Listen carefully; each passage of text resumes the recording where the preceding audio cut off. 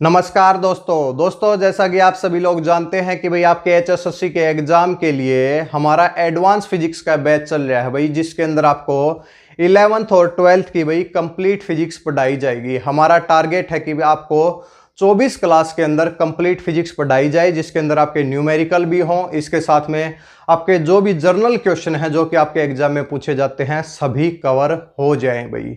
ठीक है भाई, तो आज हमारी कौन सी क्लास है? आज हमारी 5वीं क्लास है। 5/24 का मतलब 24 में से आज हमारी 5वीं क्लास है।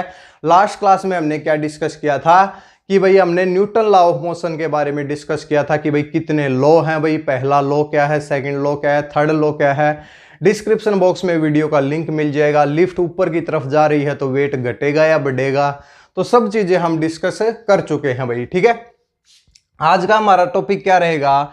वर्क, पावर और एनर्जी, यानी कि हम काम के बारे में बात करेंगे, ऊर्जा के बारे में बात करेंगे, इसके साथ में हम पावर के बारे में बात करेंगे भाई। तो सभी को भी 1 बाय 1 डिस्कस करेंगे। इनके डायमेंशनल फॉर्मूले से रिलेटेड भी क्वेश्चन पूछे जाते हैं, सभी को भाई यहाँ पे हम डिस्कस करते हैं भाई। चलो भाई शुरुआत करें भी क्लास की भाई। जो भी दोस्त नए आए हैं चैनल को सब्सक्राइब जरूर करें भाई, इसके साथ में बेल आइकन भी प्रेस करें भाई, क्योंकि इसी से आपको नेक्स्ट जो क्लास होगी उसकी नोटिफिकेशन मिलेगी भाई। तो बैच बिल्कुल फ्री है भाई, कोई पेड नहीं है भाई।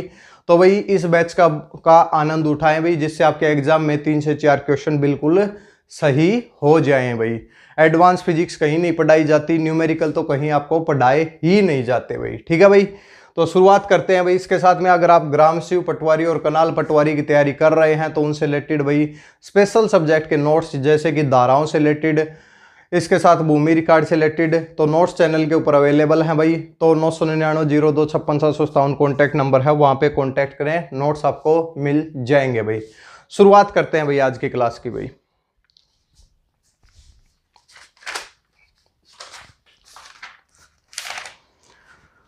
तो भाई सबसे पहले हम पढ़ेंगे भाई वर्क भाई। तो वर्क से यानी कि क्या है भाई? Work done. सबसे पहली जो क्वांटिटी हमारी फिजिकल क्वांटिटी कौन सी है भाई? वर्क डन भाई। दोस्तों आप सभी लोग जानते हैं, आप वर्क डन को डायरेक्ट लिखते हैं भाई। वर्क डन क्या होता है भाई?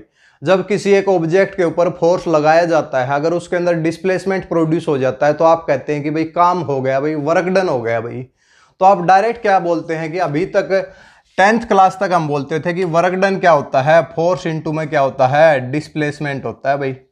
फोर्स इंटू में क्या है? डिस्प्लेसमेंट है भाई, पहले ये बोलते थे भाई। लेकिन दोस्तों आप याद कीजिए, अभी जो 11th और 12th के अंदर जो वर्क डन को आपको लिखा जाएगा वो क्या लिखा जाएगा? वर्क डन हो जाएगा। फोर्स और डिस्प्लेसमेंट का क्या हो जाएगा? डॉट प्रोडक्ट हो जाएगा भाई। क्या हो जाएगा? डॉट प्रोडक्ट हो जाएगा। और वर्क डन को टोटल क्या लिखा जाएगा? इसको लिखा जाएगा FS cos theta. FS cos theta, यानी कि थीटा का भी रोल होता है भाई। ऐसा नहीं होता कि भाई किसी ऑब्जेक्ट के ऊपर भाई हमने फोर्स लगाया, डिस्प्लेसमेंट हो गया तो भाई वर्क डन हो गया भाई। तो इस प्रकार नहीं होता है। क्यों नहीं होता है? देखिए भाई, ये क्या है भाई? ये कोई आपका सरफेस है, इसके ऊपर कोई ऑब्जेक्ट है। अगर आप इसके ऊपर सीधा अगर इस तरीके से फोर्स लगा देते हैं भाई, इस तरीके से आप कोई फोर्स लगाते हैं और डिस्प्लेसमेंट भी इसी तरीके से प्रोड्यूस हो जाती है, सेम डायरेक्शन के अंदर, दोनों के बीच में एंगल 0 है, तो ठीक है भाई। हम कहते हैं कि भाई फोर्स इंटू क्या है भाई? डिस्प्लेसमेंट है भाई, तो वर्क डन ठीक है भाई। लेकिन कई बार दोस्तों फोर्स किस प्रकार लगाया जाता है? बॉडी के अंदर डिस्प्लेसमेंट तो इस प्रकार प्रोड्यूस होता है, फोर्स लगाया जाता है इस तरीके से भाई, इस तरीके से। दोनों के बीच में एंगल क्या है? थीटा है। तो ये थीटा क्या है? ये कोस थीटा हो जाएगा भाई। क्या हो जाएगा? Cos theta. जब इसका हम ये ओरिजेंटल कंपोनेंट निकालेंगे तो ये आता है भाई एफ है कोस थीटा, और डिस्प्लेसमेंट ये है तो एफ कोस थीटा इंटू में क्या हो जाएगा? डिस्प्लेसमेंट हो जाएगा। तो टोटल फार्मूला क्या है भाई? वर्क डन क्या हो जाएगा? FS cos theta. पेपर में पूछा जाए, 4 ऑप्शन दे दिए जाए, किसी बॉडी के ऊपर वर्क डन 0 होगा भाई, कब? जब फोर्स 0 हो भाई। तो फर्स्ट ऑप्शन भाई फोर्स 0 है, सेकंड ऑप्शन डिस्प्लेसमेंट 0 है, और थर्ड ऑप्शन क्या होना चाहिए? ये वर्क डन 0 होने के लिए ये क्या होना चाहिए भाई? 0। और दोस्तों हम सभी लोग जानते हैं कि कोस थीटा 0 कब होता है भाई? तो ये कितने के ऊपर होता है? थीटा क्या होता है? 90 के ऊपर होता है भाई। अगर मान लिया कि हम क्या करें कि भाई इस तरीके से तो डिस्प्लेसमेंट प्रोड्यूस और इस प्रकार हम फोर्स लगा दें तो क्या हो जाएगा? दोनों के बीच में अगर 90 डिग्री है तो कोई काम नहीं होगा भाई। मान लिया कि एक कुली है भाई, कुली ने क्या किया, अपने भाई सिर के ऊपर भाई वजन रखा भाई, वजन की वजह से क्या होता है, फोर्स किस तरफ लगेगा भाई, नीचे की तरफ लगेगा, लेकिन कुल्ली किस तरफ चल रहा है, इस तरफ चल रहा है। दोनों के बीच में कितना है भाई, 90 डिग्री है। अगर साइंस के हिसाब से कुल्ली की अगर कैलकुलेशन की जाए तो वो कोई कार्य नहीं करता, उसको कोई भी पैसा नहीं दिया जाना चाहिए भाई, क्योंकि क्या है 90 डिग्री के ऊपर है भाई। अगर कुल्ली इस तरीके से बिल्कुल थोड़ा सा तिरछा होके भाई अगर चलेगा और फिर करेगा तो ठीक है भाई, थीटा है, वर्क डन होगा। लेकिन बिल्कुल सीधा अगर चल रहा है भाई कुल्ली तो क्या है भाई, तो थीटा 90 है, कोई काम नहीं हो रहा है भाई। ठीक है, साइंस कहती है, ये हम नहीं कह रहे भाई। एक बार प्रॉब्लम चेक कर लेते हैं भाई, कोई टेक्निकल प्रॉब्लम तो नहीं है। ठीक है भाई, ठीक है भाई। तो ये समझ में आ गया भाई, वर्क डन जीरो कब होगा, जब फोर्स जीरो होगा, डिस्प्लेसमेंट जीरो होगा, और जब थीटा जीरो होगा। एक दीवार के ऊपर आप फोर्स लगाते हैं, फोर्स तो है लेकिन डिस्प्लेसमेंट नहीं है, तो क्या है, वर्क कोई काम हो रहा है, नहीं हो रहा भाई। ठीक है, तो ये सब चीजें भाई याद रखें भाई। इसके बाद भाई और इसमें क्या है भाई, इंपॉर्टेंट क्या है भाई, इसकी वर्क डन की भाई है क्या भाई, ये स्केलर क्वांटिटी है, वेक्टर क्वांटिटी है भाई। तो ये क्या है भाई, स्केलर क्वांटिटी है। फोर्स क्या है भाई, फोर्स एक वेक्टर क्वांटिटी है भाई। इसके बाद इसकी यूनिट की बात कर लो भाई, वर्क डन की यूनिट क्या होती है भाई, जूल होती है। क्या होती है, एनर्जी की भी जूल होती है और वर्क डन की भी क्या होती है, जूल होती है। दूसरी यूनिट क्या होती है, फोर्स इंटू डिस्टेंस है, तो क्या लिख सकते हैं इसको, न्यूटन मीटर भी लिख सकते हैं। इसके अलावा ये तो एसआई सिस्टम में हो गया भाई। सीजीएस में अगर बात करें तो क्या हो जाएगी इसकी यूनिट भाई, जूल की बजाय क्या आ गई, अर्ज आ जाएगी। क्या आ जाएगी, अर्ज आ जाएगी। और न्यूटन की बजाय ये लिखेंगे डाइन भाई, और यहाँ पे क्या लिखेंगे, सेंटीमीटर लिखेंगे भाई। और दोस्तों एक जूल के अंदर भाई 10 की पावर 7 अर्ज होते हैं भाई, एक जूल के अंदर 10 की पावर 7 अर्ज होते हैं। तो ये सभी चीजें आप इसकी नोट करें भाई। यूनिट होगी तो भाई डायमेंशनल फार्मूला भी लिखेंगे भाई। डायमेंशनल फार्मूला तो हर क्वांटिटी का पता होना चाहिए। किस प्रकार लिखेंगे भाई, क्या होता है, फोर्स इंटू क्या होता है, डिस्टेंस। लास्ट क्लास में फोर्स का डायमेंशनल फॉर्मूला क्या था, m1L1T-2। और यहाँ पे डिस्प्लेसमेंट का क्या हो जाएगा, L, तो m1L2T-2 भाई। तो ये किसका डायमेंशनल फॉर्मूला है, वर्क डन का है भाई। और वर्क डन को ही क्या किया जाता है, किसी एनर्जी के अंदर स्टोर किया जाता है। तो दोस्तों यहाँ पे बता देते हैं, वर्क डन का डायमेंशनल फॉर्मूला और एनर्जी का डायमेंशनल फॉर्मूला, दोनों के डायमेंशनल फॉर्मूले सेम होते हैं भाई। क्या होते हैं, सेम होते हैं। कोई पूछे काइनेटिक एनर्जी का डायमेंशनल फॉर्मूला m1L2T-2, कोई पूछे पोटेंशियल एनर्जी का, कोई पूछे हीट एनर्जी का, कोई पूछे इलेक्ट्रिकल एनर्जी का, यानी कि किसी प्रकार की भी एनर्जी हो, डायमेंशनल फॉर्मूला क्या होगा, m1L2T-2। जो वर्क डन का डायमेंशनल फॉर्मूला होगा वही होगा भाई। तो यहाँ पे एक ओवरव्यू टाइप में आप इसे देख सकते हैं भाई। बिल्कुल अच्छे से समझाया है, चाहे आप साइंस के बैकग्राउंड से हैं या नहीं हैं, कोई फर्क नहीं पड़ता। बिल्कुल अच्छे से ये सब चीजें क्लियर हुई हैं। स्क्रीनशॉट लें भाई इसका आप।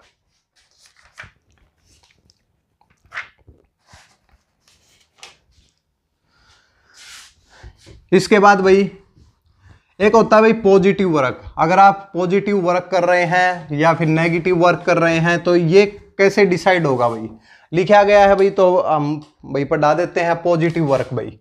तो दूसरी बात क्या आ जाएगी, positive work.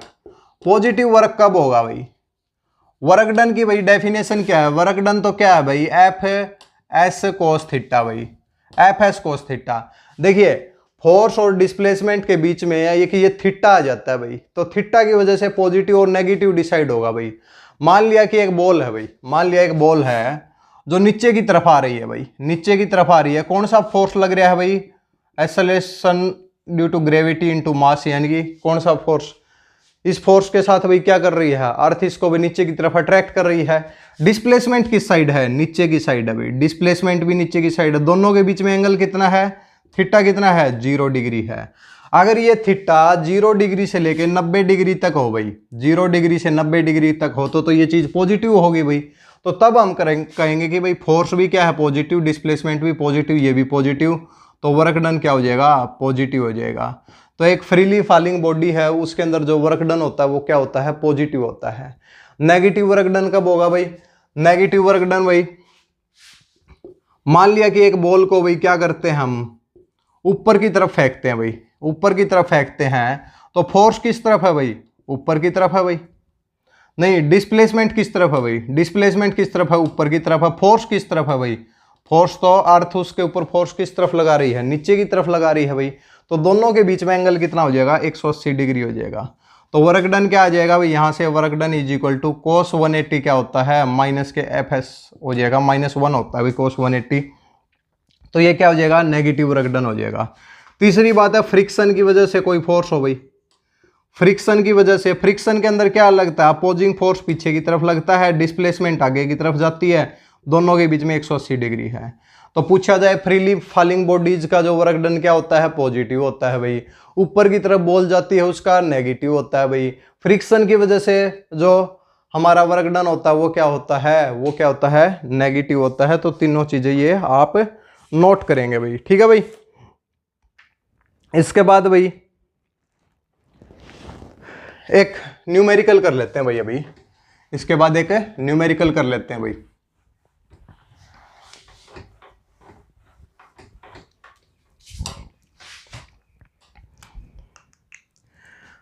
A box is pushed through a 4 meter भाई, एक बॉक्स है उसका अंदर भाई डिस्प्लेसमेंट प्रोड्यूस होता है भाई। देखिए क्वेश्चन में क्या दिया गया है, आपको डिस्प्लेसमेंट दिया गया है 4 मीटर भाई। इसके बाद आपको फोर्स भी दिया गया है, अक्रॉस ए फोर्स दिया गया है, आपको फोर्स दिया गया है 100 न्यूटन भाई। 100 न्यूटन आप समझ जाए भाई ये क्या है, फोर्स है भाई।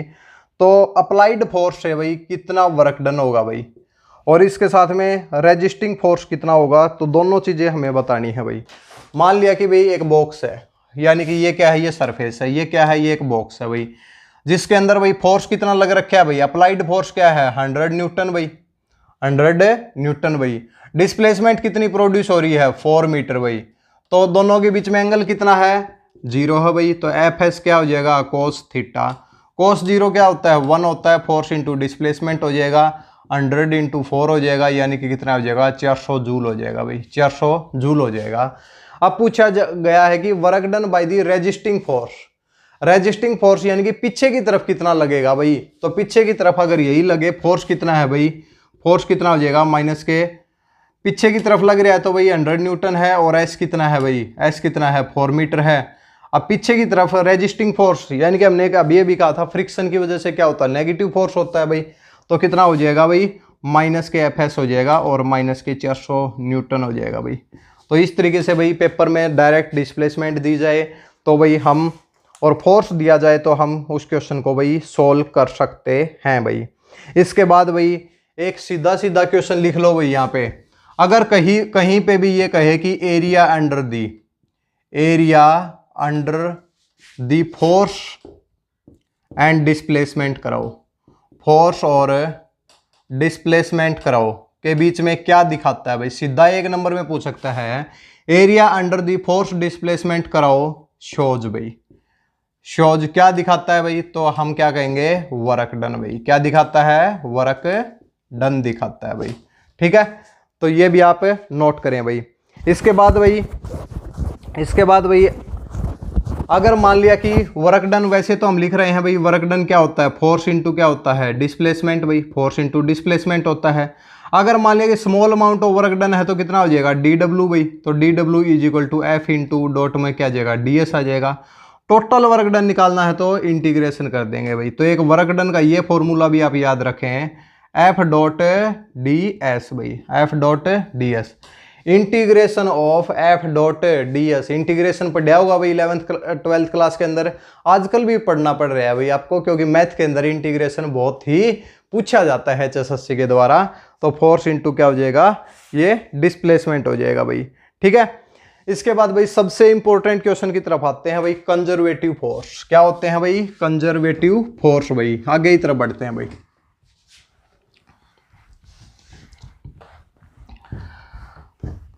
दो प्रकार के फोर्स हैं दोस्तों, एक होता है कंजर्वेटिव फोर्स और दूसरा क्या होता है, non conservative force. Conservative force क्या है कि ऐसे फोर्स जिनसे भाई काम किया जाए, लेकिन जो काम करने के लिए जो फोर्सेज की वजह से जो वर्क डन है वो क्या हो, इनिशियल और फाइनल पोजीशन के ऊपर डिपेंड करे भाई। तो यानी कि फोर्स कैसे हो कि जो कि क्या करें, जिनसे कोई काम किया जाए और वो काम क्या हो कि इनिशियल और फाइनल पोजीशन के ऊपर डिपेंड हो, पाथ के ऊपर डिपेंड ना हो। तो ऐसे प्रकार के फोर्स को क्या बोला जाता है? कंजर्वेटिव फोर्स बोला जाता है। फोर्स ऑफ फ्रिक्शन है जैसे, तो फ्रिक्शन क्या है कि नॉन कंजर्वेटिव फोर्स होंगे, जो मतलब कि जो फोर्स क्या हो, इनिशियल ए और बी यानी कि इन इनिशियल और फाइनल पॉइंट के ऊपर डिपेंड करें तो वो तो कौन से हो जाएंगे? कंजर्वेटिव फोर्स हो जाएंगे। और जो ए से लेके बी के रास्ते के ऊपर डिपेंड करें यानी कि फाइनल और इनिशियल के ऊपर ना डिपेंड होके उसके रास्ते के ऊपर डिपेंड करें तो वो कौन से हो जाएंगे? वो नॉन कंजर्वेटिव फोर्स हो जाएंगे। कौन से हो जाएंगे? नॉन कंजर्वेटिव फोर्स हो जाएंगे भाई। तो ये केवल भाई आप एक डेफिनेशन के तरीके से याद रखें भाई, ठीक है। पूछा जाए कि भाई जो ग्रेविटेशनल फोर्स है, ग्रेविटेशनल फोर्स है क्या है भाई? पेपर में सीधा पूछ सकता है कि ग्रेविटेशनल फोर्स क्या है भाई? इलेक्ट्रोस्टैटिक फोर्स भाई, ग्रेविटेशनल फोर्स, इलेक्ट्रोस्टैटिक फोर्स, ये दोनों फोर्स क्या है पूछा जाए तो कौन से फोर्स हैं भाई? कंजर्वेटिव फोर्स हैं। कौन से हैं भाई? कंजर्वेटिव फोर्स हैं भाई।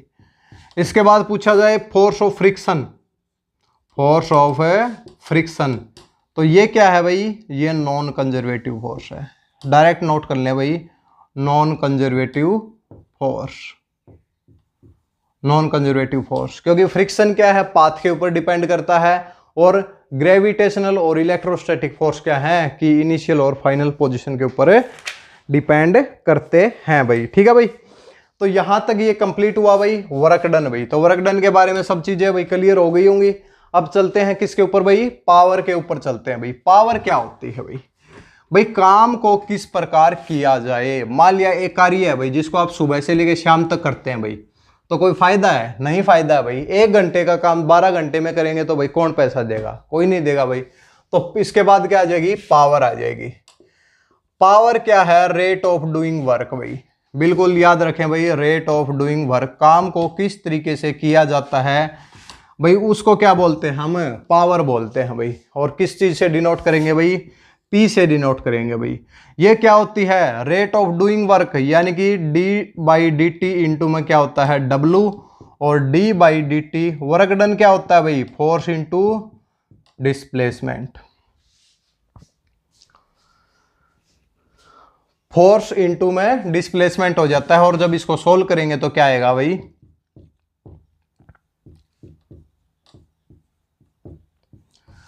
फोर्स डॉट में, और ये टाइम जो है किसके ऊपर चला जाएगा? डिस्प्लेसमेंट के ऊपर चला जाएगा, और फोर्स इंटू में वेलोसिटी भाई। वर्क डन क्या था? It is the dot product of the force and the displacement. और पावर क्या है? It is the dot product of the force and the velocity. पूछा जाए पावर क्या है भाई? एक पावर क्या है? एक हम कहेंगे क्या है भाई? नहीं नहीं नहीं नहीं नहीं, स्केलर क्वांटिटी है भाई। डॉट प्रोडक्ट वाली सभी क्वांटिटी क्या होती हैं? स्केलर क्वांटिटी होती है भाई। ये क्या है भाई? स्केलर क्वांटिटी है। डिफाइन किस प्रकार किया जाएगा? Rate of the doing work, F dot क्या हो जाएगा? वी हो जाएगा भाई। इसके बाद कोई पूछे कि भाई यूनिट क्या है भाई, तो यूनिट क्या है भाई? इसकी क्या होती है? वाट होती है भाई। क्या होती है? वाट होती है। किसी के आगे अगर आपको डब्लू लिखा दिख जाए तो क्या है भाई? वो पावर है भाई। वो क्या है भाई? पावर है। अगर आपको अपने घर के जो बिजली के जो मीटर हैं उनके अंदर किलोवाट आवर होता है, कोई आपको पूछ ले भाई चलता चलता, आजकल तो इलेक्ट्रिक मीटर आ गए भाई, पूछ लेगी भाई यूनिट देखकर बताना भाई इसकी, तो कैसे बताएंगे भाई? वाट वाली थोड़ी बता देंगे भाई। कितनी एनर्जी यूज हुई है उसके ऊपर होता है। तो अपने मीटर के अंदर जहां पे भी किलोवाट आवर आवर जहां पे लिखा होगा वही क्या है? वही आपकी क्या है? यूनिट है भाई। KWH जिसके ऊपर लिखा होता है वो यूनिट है। ये मत कर देना भाई किलोवाट वाली यूनिट मत बता देना भाई किसी को। तो किलोवाट आवर क्यों भाई? तो वाट को टाइम से गुणा किया है भाई, यानी कि पावर को टाइम से गुणा करोगे तो क्या होगा? एनर्जी होगा। उसका मतलब क्या है कि इतनी एनर्जी यूज की है भाई आपने, वही क्या है? वही यूनिट है भाई, ठीक है। तो पावर यूनिट क्या हो जाएगी? पावर। और इसके बाद डायमेंशनल फॉर्मूला क्या हो जाएगा भाई? तो work done per unit time. तो वर्क डन का डायमेंशनल फॉर्मूला m1L2T-2 बटे में क्या है? टाइम भाई। तो क्या हो जाएगा? m1L2T-3 भाई। तो ये किसका हो जाएगा? पावर का क्या हो जाएगा? Dimensional formula. पेपर में ऐसे क्वेश्चन बिल्कुल डायरेक्ट पॉइंट टू पॉइंट पूछे जाते हैं कई क्वेश्चन भाई, कि भाई जैसे कई बार पूछ लेता है इलास्टिक पोटेंशियल एनर्जी क्या है भाई, बताइए इंपल्स का डायमेंशनल फॉर्मूला क्या है। तो सब डायमेंशनल फॉर्मूले तो हम यहाँ पे पढ़ रहे हैं भाई। इंपल्स का वही डायमेंशनल फॉर्मूला होगा भाई जो कि किसका है भाई, मोमेंटम का है भाई। मोमेंटम क्या है, mlt - 1 है भाई। तो सीधा ही हो गया भाई। तो अब कहते हैं कि भाई फिजिक्स मुश्किल है, तो ज़्यादा मुश्किल नहीं है। इस प्रकार आप सभी डायमेंशनल फॉर्मूले और क्वांटिटी करके चले जाएंगे तो भाई एग्जाम में क्वेश्चन ठीक होने के बहुत ज़्यादा चांस हो जाते हैं भाई। ठीक है भाई। इसके बाद भाई अगर पूछा जाए कि उस तरीके से यूनिट बताओ भाई इसकी, तो अगर पावर की यूनिट वर्क डन अपॉन में क्या है, टाइम है, तो वर्क डन को क्या है भाई, जूल है, और ये क्या है, सेकंड है, जूल पर सेकंड हम इसको लिख सकते हैं भाई। ठीक है भाई। इसके साथ में एक यूनिट है भाई इसकी हॉर्स पावर भाई। 1 हॉर्स पावर किसके बराबर होती है, 746 वाट के बराबर होती है। 1 हॉर्स पावर एक बड़ी यूनिट है भाई। तो बड़ी यूनिट क्या है, 1 हॉर्स पावर क्या है, 746 वाट के बराबर होती है। इसके ऊपर कोई न्यूमेरिकल देख लेते हैं भाई। न्यूमेरिकल अगर हमें मिल जाता है तो भाई उसको सोल्व करेंगे भाई, तो फिर हो जाएगा आपका। ठीक है। पावर भाई इसको नोट करें भाई पहले।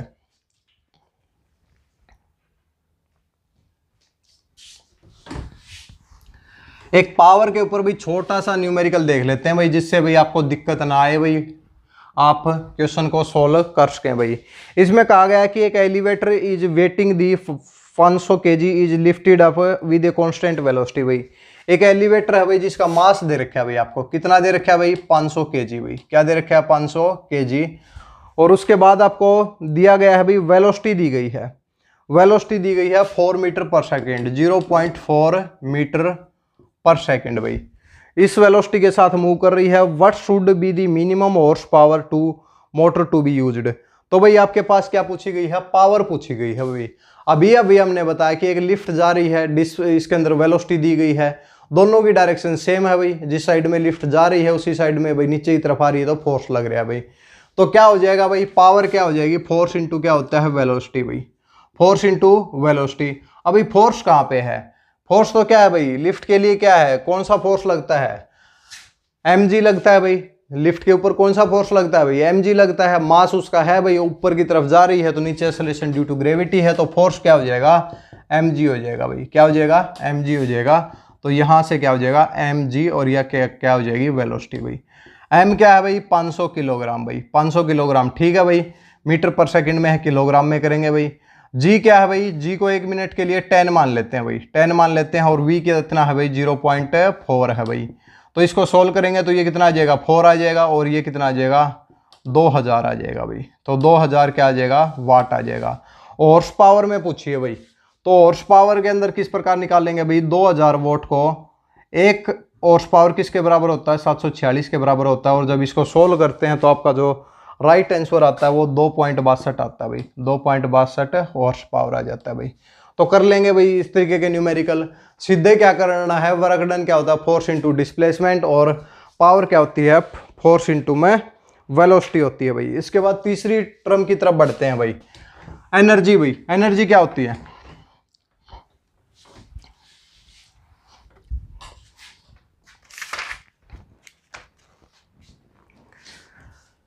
एनर्जी क्या होती है भाई। तीसरी बात है भाई एनर्जी। जैसे कि आप रनिंग करते हैं भाई, आपके अंदर अगर एनर्जी है, आपके अंदर कैपेसिटी है किसी कार्य को करने की, तो क्या है भाई, आपके अंदर एनर्जी है। और जब आपके पास कैपेसिटी ही नहीं है कोई कार्य करने की, तो क्या हो जाएगा, तो फिर उस एनर्जी का क्या फायदा भाई। ठीक है भाई। तो एनर्जी क्या है, the capacity of the doing work भाई। तो एनर्जी क्या हो जाएगी, वर्क ही है भाई। ठीक है। एनर्जी को ध्यान से देखें भाई, डेफिनेशन तो पूछेगा नहीं। Capacity of doing the work भाई, डूइंग वर्क, काम करने की क्षमता क्या है, वो तो ठीक है भाई, वो तो एनर्जी है भाई। अब एनर्जी कितने प्रकार की होती है, बहुत ज्यादा energy. Law of conservation of energy हमने पढ़ा था कि energy can neither be created nor be destroyed but it may be transfer from the one form to the another. हमने ये भी कहा था कि भाई जो आपके जितने भी बांध बनाए जाते हैं वहाँ पे सबसे पहले पोटेंशियल एनर्जी होती है, पोटेंशियल के बाद काइनेटिक में बदलती है, धीरे धीरे फिर सारी काइनेटिक में आ जाती है। काइनेटिक से मैकेनिकल में आ जाती है जब टरबाइन के ऊपर पड़ती है, और टरबाइन के बाद डायनमो के साथ कनेक्ट किया जाता है तो वो मैकेनिकल एनर्जी इलेक्ट्रिकल एनर्जी के अंदर चेंज हो जाती है। ये सब हमने बताया है भाई आपको, ठीक है। तो वो सब हम डिस्कस कर चुके हैं। यहाँ पे एनर्जी के बारे में हम सबसे पहले मैकेनिक्स पढ़ रहे हैं, तो भाई दो एनर्जी के बारे में बात करेंगे, एक होती है काइनेटिक और एक क्या होती है पोटेंशियल एनर्जी। भाई दोनों को मिला के कौन सी एनर्जी होती है? मैकेनिकल एनर्जी होती है भाई, मैकेनिकल एनर्जी होती है। ज़्यादा डिटेल के अंदर ना जाते हुए पेपर में जो आएगा उसी हिसाब से पढ़ाएंगे भाई।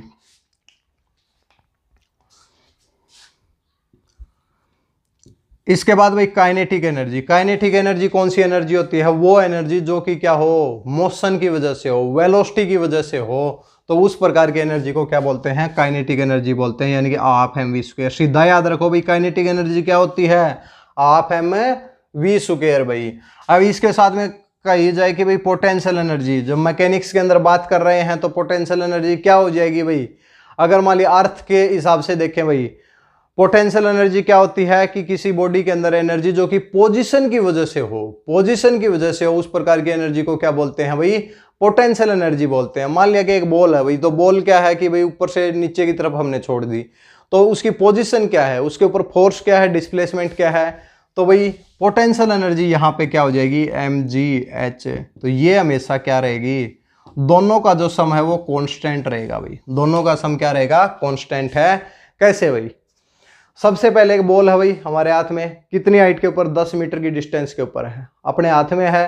काइनेटिक एनर्जी, वेलोसिटी क्या है? 0 है। सारी की सारी क्या है? पोटेंशियल एनर्जी है, पोजीशन की वजह से है भाई। छोड़ दी भाई, क्या हुआ कि पोजीशन घटने लगी भाई, पोटेंशियल एनर्जी कम होने लगी, एच हाइट कम होने लगी, वेलोसिटी काइनेटिक एनर्जी बढ़ने लगी भाई। धीरे धीरे हाइट जब ग्राउंड से ये जब टकराती है तो क्या हो जाता है? हाइट तो 0 हो जाती है और वेलोसिटी क्या हो जाती है? मैक्सिमम हो जाती है। तो नीचे जो है वो सारी की सारी एनर्जी काइनेटिक है और ऊपर क्या है? सारी की सारी पोटेंशियल एनर्जी है। दोनों को जोड़ के देख लो भाई, क्या रहेगी? हमेशा क्या रहेगी? कांस्टेंट रहेगी भाई, ठीक है भाई। इसके बाद भाई और आगे की तरफ बढ़ते हैं भाई। दोनों एनर्जी होगी भाई। अब एक ऐसा फॉर्मूला बताएंगे भाई जो कि आपके एग्जाम में हर बार पूछा जाता है, 3 से 4 पेपर तो हम दे रख रहे हैं भाई। इलास्टिक पोटेंशियल एनर्जी भाई, जो कि आपके हर एग्जाम के अंदर पूछी जाती है भाई, ठीक है। इसके साथ में भाई काइनेटिक एनर्जी और लीनियर मोमेंटम के अंदर भाई कोई रिलेशन पूछ ले भाई। काइनेटिक एनर्जी क्या होती है? हमें यहाँ पता चल गया कि एम वी स्क्वायर होती है भाई, ठीक है भाई। अगर हम यहाँ पे एक काम करें कि भाई एम तो है ही भाई, एम वी स्क्वायर, एक एम से हम गुणा कर दें भाई और एक एम से भाग कर दें तो क्या हो जाएगा? एम वी क्या होता है? लीनियर मोमेंटम भाई, तो उसका स्क्वायर क्या हो जाएगा? P square by 2m। Paper में पूछ ले कि भाई काइनेटिक एनर्जी और लीनियर मोमेंटम के बीच में क्या रिलेशन है, तो काइनेटिक एनर्जी किसके बराबर होती है?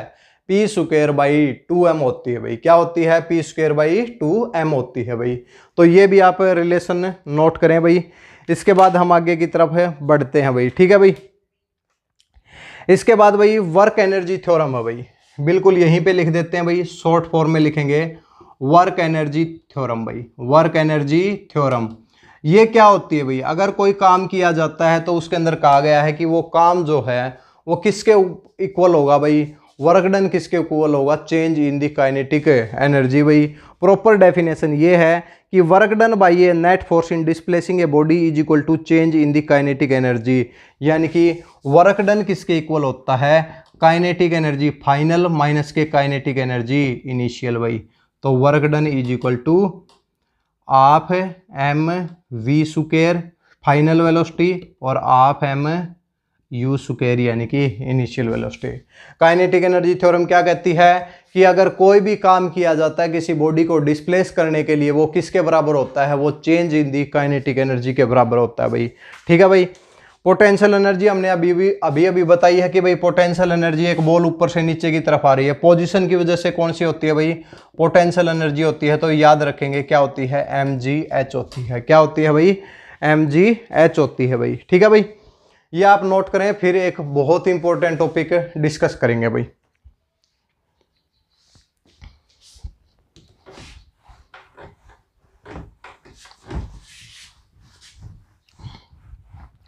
अब भाई एग्जाम के अंदर एक क्वेश्चन पूछा जाता है इलास्टिक पोटेंशियल एनर्जी भाई। आप स्प्रिंग के ऊपर आ जाओ भाई, क्या नाम है? स्प्रिंग के ऊपर आ जाओ भाई, ठीक है भाई। देखिए भाई एक ये स्प्रिंग है भाई, इस तरीके से यहां पे क्या है, एक मास है भाई, एम मास है भाई, ठीक है भाई। ये क्या है, नॉर्मल स्टेट के अंदर है। स्प्रिंग को जब आप थोड़ा सा डिस्प्लेस करने की कोशिश करते हैं, मतलब क्या हुआ, स्प्रिंग को हमने थोड़ा सा डिस्प्लेस कर दिया, यानी कि ये मास हम यहां ले आए और इसके अंदर कितनी डिस्प्लेसमेंट प्रोड्यूस होगी, एक्स होगी भाई, यानी कि एक्स डिस्टेंस से हमने उसको खींच लिया भाई। तो जैसे ही हम खींचते हैं और फिर यहाँ पे ले जाके छोड़ देते हैं, तो फिर क्या होता है भाई, स्प्रिंग यहीं थोड़ी रह जाएगा। स्प्रिंग के अंदर क्या होता है, जब जैसे ही यानी कि ये इस तरफ जब हम खींचते हैं तो स्प्रिंग के अंदर एक रेस्टोरिंग फोर्स लगता है, पीछे की तरफ फोर्स लगता है। हर बॉडी अपनी ओरिजिनल शेप में आना चाहती है, तो स्प्रिंग भी क्या है, अपनी ओरिजिनल शेप में आना चाहता है। उसके लिए क्या लगता है, इसके अंदर एक क्या लगता है, रेस्टोरिंग फोर्स लगता है भाई, रेस्टोरिंग फोर्स लगता है। और क्या होता है फोर्स, कितना लगेगा भाई, ये डायरेक्टली प्रोपोर्शनल टू क्या है, जितना ज्यादा आप उसको खींच के लेके जाओगे उतना ही ज्यादा उसके अंदर क्या होगा, रेस्टोरिंग फोर्स लगेगा भाई।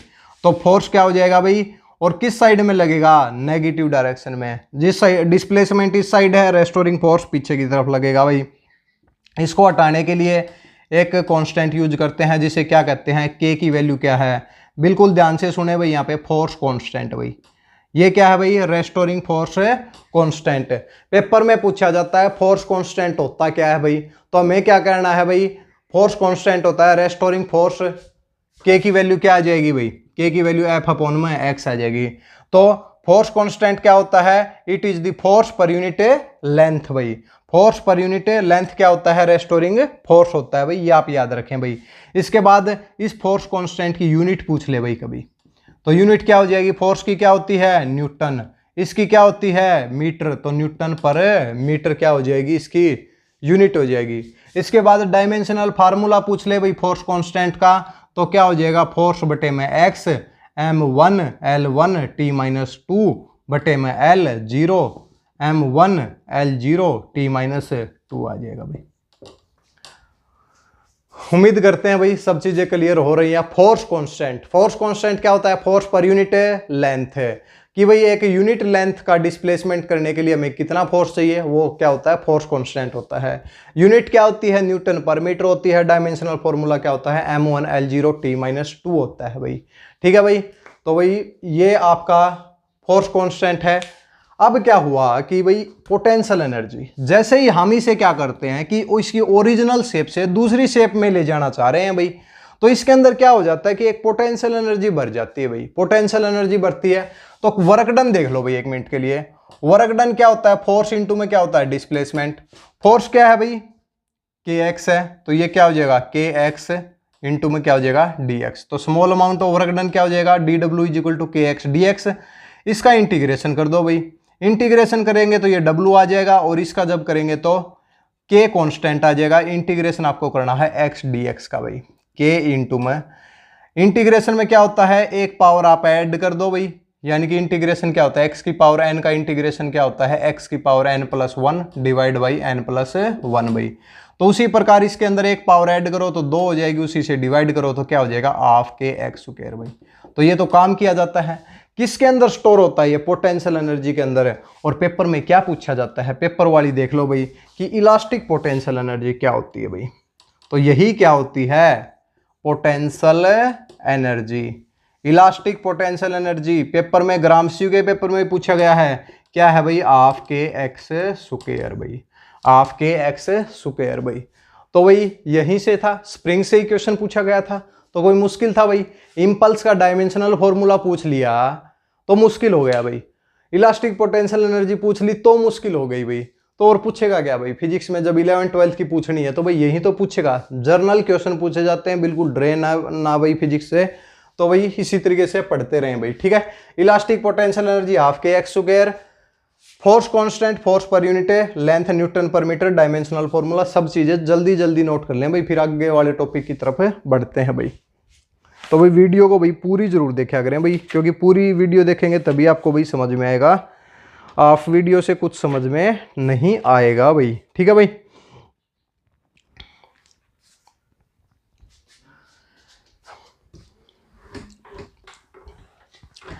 इसके बाद भाई देखिए, एक हम पहले बता चुके हैं भाई law of conservation of energy, इसके अंदर बहुत ज्यादा डेरिवेशन दिए हुए हैं भाई 11th क्लास के अंदर। सारी चीजों का एक ही तोड़ समझ लो भाई कि भाई एनर्जी कांस्टेंट है भाई। एनर्जी क्या है भाई? कांस्टेंट है। मान लिया कि भाई यहाँ पे दो ये है भाई, दो इनकी जो डिस्टेंस है ये कितनी है भाई? एच है भाई, एच है। मान लिया कि यहाँ पे कितनी एनर्जी है भाई? सारी की सारी क्या है? पोटेंशियल एनर्जी है भाई। तो ये एनर्जी जो कैलकुलेट हम करेंगे तो यहाँ पे नीचे की तरफ आएगी तो काइनेटिक एनर्जी बढ़ेगी भाई, काइनेटिक एनर्जी बढ़ेगी, पोटेंशियल एनर्जी कम होगी भाई। इस पॉइंट के ऊपर आके सारी की सारी क्या हो जाएगी? काइनेटिक एनर्जी होगी, और पोटेंशियल एनर्जी क्या हो जाएगी? जीरो हो जाएगी। क्या हो जाएगी? जीरो हो जाएगी। तो जब ये कैलकुलेट करेंगे, जब ये कैलकुलेट करेंगे दोनों इक्वल होंगे। अगर मान लिया कि बीच में कोई चीज कैलकुलेट करने के लिए बोल दे कि kinetic energy plus potential energy, तो भाई जितना ये हमने कैलकुलेट किया, मान लिया यहाँ 100 है तो यहाँ भी क्या है? 100 है। यहाँ पे क्या हो जाएगा? 40 काइनेटिक हो जाएगी, 60 पोटेंशियल हो जाएगी। कहने का मतलब है मैकेनिकल एनर्जी क्या होगी? कांस्टेंट होगी भाई, किसी भी तरीके से आप चले जाओ भाई, ठीक है। तो ये आप लो याद रखें भाई, टोटल एनर्जी क्या होगी भाई? कांस्टेंट रहेगी भाई, ठीक है। इसके बाद भाई मास एनर्जी रिलेशन भाई, एनर्जी कंप्लीट, एनर्जी चल रही है भाई, आज तीनों के कंप्लीट करेंगे डायमेंशनल फॉर्मूले सभी। मास एनर्जी रिलेशन भाई,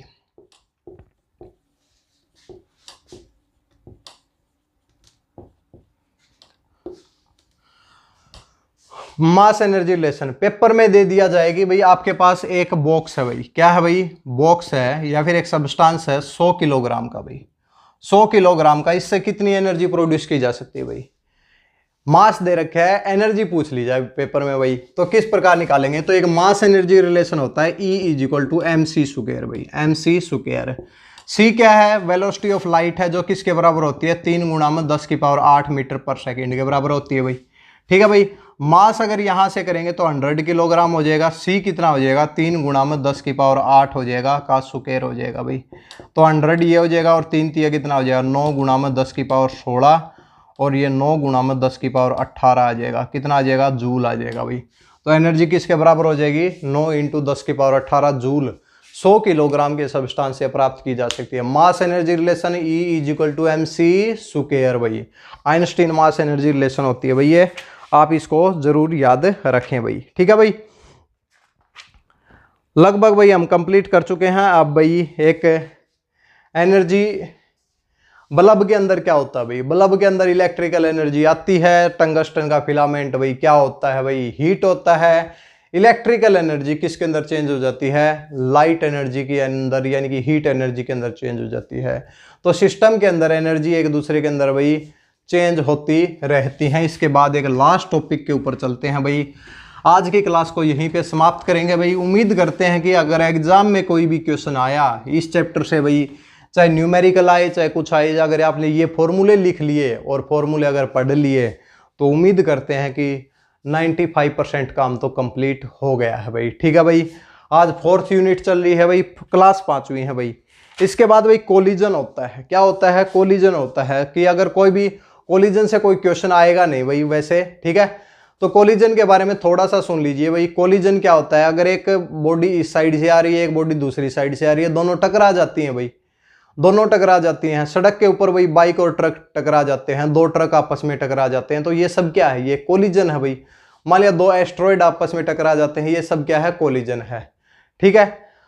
इसके बाद कोलिजन होते कितने प्रकार के हैं भाई? तो कोलिजन 2 प्रकार के होते हैं भाई। आप लोगों को याद रखना है, जर्नल क्वेश्चन के तरीके से कोलिजन पढ़ना है भाई। 2 प्रकार के होते हैं। एक क्या होता है? इलास्टिक कोलिजन भाई, इलास्टिक कोलिजन भाई, और दूसरा क्या होता है? इन इलास्टिक कोलिजन भाई। क्या होता है? इन इलास्टिक कोलिजन भाई, इन इलास्टिक कोलिजन। अभी तक यहीं तक पढ़ेंगे, अगर इंपॉर्टेंट हुआ बाद में तो कुछ और इसके अंदर भाई हम ऐड करेंगे भाई, ठीक है भाई। इलास्टिक कोलिजन के अंदर सबसे पहली बात जो है कि इलास्टिक कोलिजन के लिए क्या कंडीशन होनी चाहिए? इलास्टिक कोलिजन भाई, इलास्टिक कोलिजन के अंदर सबसे पहली बात है कि इसका जो लीनियर मोमेंटम है, लीनियर मोमेंटम क्या होना चाहिए भाई? कांस्टेंट होना चाहिए भाई। लीनियर मोमेंटम क्या होना चाहिए? कांस्टेंट होना चाहिए। इलास्टिक मतलब अगर आपके पास एक रबर की बॉल है भाई, अगर आप किसी दीवार से क्या आप किसी फ्लोर के ऊपर छोड़ देते हैं, बॉल गई नीचे भाई, नीचे टकराई और वापस उसी हाइट के ऊपर वापस आ गई, तो कोलिजन क्या है? इलास्टिक है, क्योंकि जितनी एनर्जी उसके अंदर थी सारी की सारी क्या है भाई, चेंज नहीं हुई। और एक आप पत्थर की बॉल ले लो भाई, पत्थर की बॉल छोड़ देंगे नीचे ही चली जाएगी और साउंड एनर्जी के अंदर भी कन्वर्ट होगी और हीट एनर्जी के अंदर भी कन्वर्ट होगी भाई, तो क्या है वो इनइलास्टिक हो जाएगा। तो ये सारी एक बचपन में देखते 5 रुपए की बॉल आती थी भाई, एक बिल्कुल उसको भाई इतनी तेजी से नीचे की तरफ मारो भाई, मतलब खो ही जाएगी, इस प्रकार होता था। तो वो क्या है, वो एक इलास्टिक कोलिजन है भाई, वहां पे कोई भी चीज डिस्ट्रॉय नहीं होती भाई। दूसरी बात है काइनेटिक एनर्जी क्या होती है, कांस्टेंट होती है। पेपर में पूछ लिया जाए लीनियर मोमेंटम, काइनेटिक एनर्जी और टोटल एनर्जी, और टोटल एनर्जी अगर कांस्टेंट हो, इस प्रकार के कोलिजन को क्या कहेंगे, तो हम क्या क्या कहेंगे, कौन सा कहेंगे, इलास्टिक कोलिजन कहेंगे भाई। दूसरा क्या है भाई, इनइलास्टिक कोलिजन, इनइलास्टिक कोलिजन भाई, इनइलास्टिक कोलिजन। इसके अंदर क्या होगा भाई, लीनियर मोमेंटम तो हर जगह कांस्टेंट होगा ही होगा भाई, लीनियर मोमेंटम तो क्या होगा, कांस्टेंट होगा भाई, कंजर्व्ड रहेगा भाई, ठीक है। दूसरी बात आती है भाई एनर्जी की। काइनेटिक एनर्जी जरूरी नहीं है कांस्टेंट हो, क्योंकि इलास्टिक कोलिजन के अंदर तो जितनी काइनेटिक एनर्जी उतनी वापस आ जाएगी भाई, लेकिन ला क्या था कि टोटल एनर्जी कांस्टेंट रहेगी, वो तो डिस्ट्रॉय नहीं होना चाहिए भाई, तो टोटल एनर्जी क्या हो जाएगी, कांस्टेंट हो जाएगी भाई। तो भाई ये भी पूछा जा सकता है कि भाई इलास्टिक कोलिजन है, 4 ऑप्शन दे दिए जाएं, एक में बोला जाए लीनियर मोमेंटम कंजर्व्ड, दूसरे के अंदर काइनेटिक एनर्जी कंजर्व्ड और तीसरे के अंदर टोटल एनर्जी कंजर्व्ड, तो ऑप्शन क्या हो जाएगा, ऑल, उपरोक्त सभी या फिर ऑल ऑफ अबोव भाई, ठीक है। और अगर इनइलास्टिक में पूछा जाए तो 2 चीजें ही कांस्टेंट होती हैं भाई, 2 चीजें ही कांस्टेंट होती है। ये क्या है, इनइलास्टिक कोलिजन है भाई। उम्मीद करते हैं कि भाई आप लोगों को ये पॉइंट सभी क्लियर हो गए होंगे भाई। इस प्रकार के भाई न्यूमेरिकल भी हमने डिस्कस किए हैं, जो भी हो सकता था। इस क्लास से भाई इंपॉर्टेंट क्या है, वर्क डन है, वर्क डन के डायमेंशनल फॉर्मूले हैं, पावर है, पावर के डायमेंशनल फॉर्मूले हैं, एनर्जी का कंजर्वेशन लॉ इंपॉर्टेंट है भाई, MGH ये याद रखें, स्प्रिंग की potential energy, force constant, force per unit length, elastic potential energy half kx square भाई, ठीक है भाई। तो आज की क्लास को यहीं पे समाप्त करते हैं। अगली क्लास में रोटेशन के बारे में डिस्कस करेंगे, फिर ग्रेविटेशनल फोर्स के बारे में डिस्कस करेंगे और इसी तरीके से यूनिट को भी कंप्लीट करते जाएंगे भाई, ठीक है। तो भाई 12 क्लास के अंदर टारगेट है, तो कंप्लीट करना होगा भाई, ठीक है।